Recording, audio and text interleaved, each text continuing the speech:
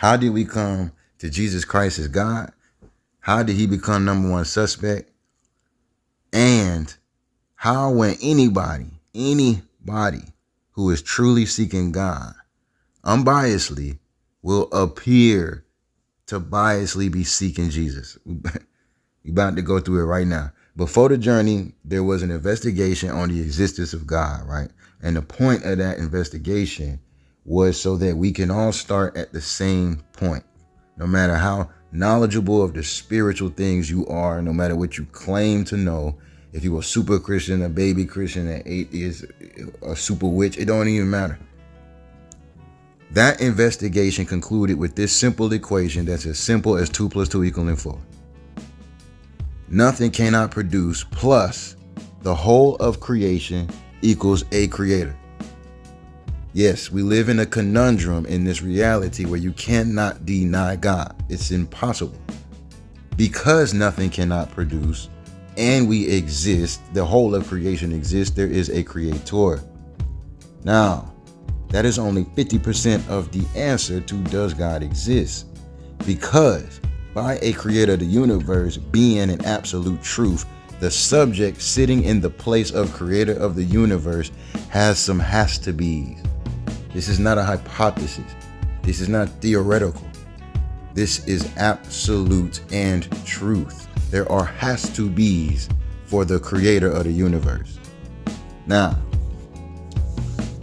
in addition to creating the universe, this means you have to exist before it, outside of it. The only thing capable to exist outside of space, time, and matter is something that has to be eternal, spaceless, and immaterial, as well as intelligent to know how and conscious to make decisions to do so. We've gone over this numerous times.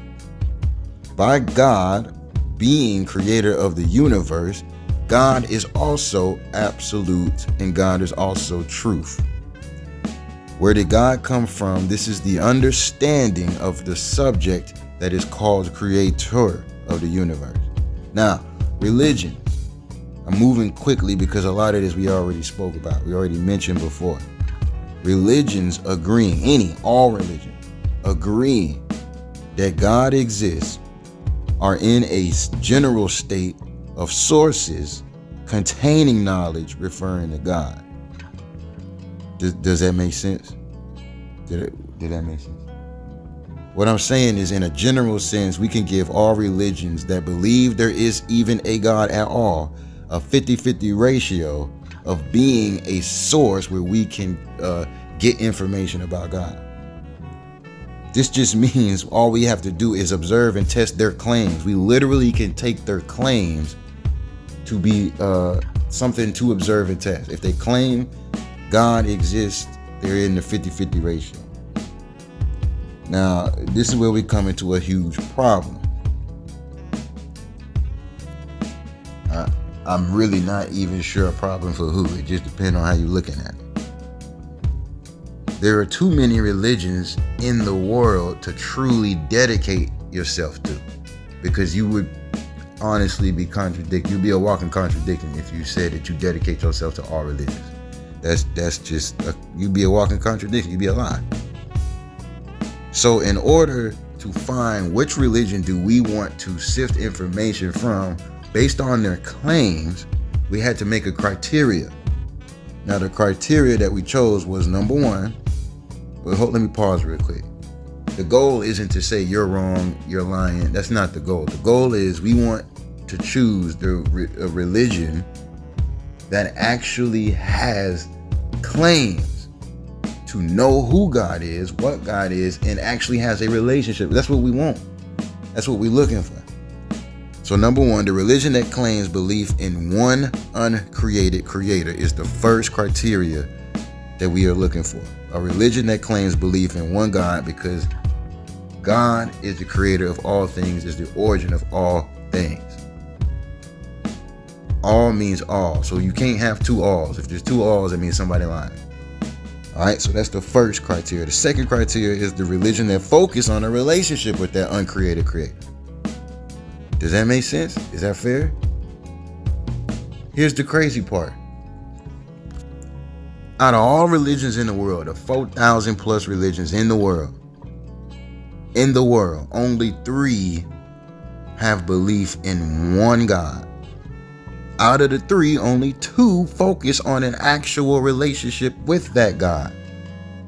And lastly, out of the 3, all 3 come from one man, and that man's name is Abraham. The religions I'm talking about is Christianity, Islam, and Judaism.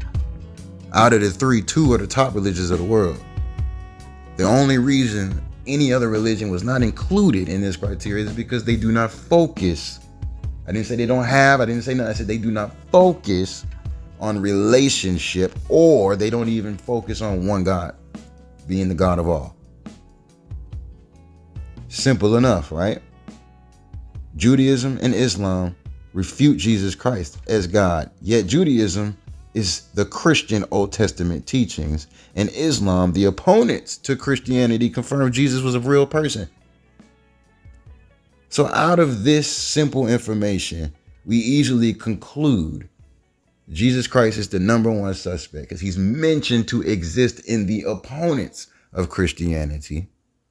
And Judaism is the Old Testament teachings of Christianity, and Christians claim Jesus Christ as God. This is how he became number one suspect. This is how we've come to conclude that Jesus Christ is God. This is also why when you honestly and truly seek God unbiasedly, you will come to the same conclusion that Jesus Christ is the number one suspect. This is why you will seemingly be biasedly looking for Jesus. Was that fair? Did that make sense? Do I need to go back over that?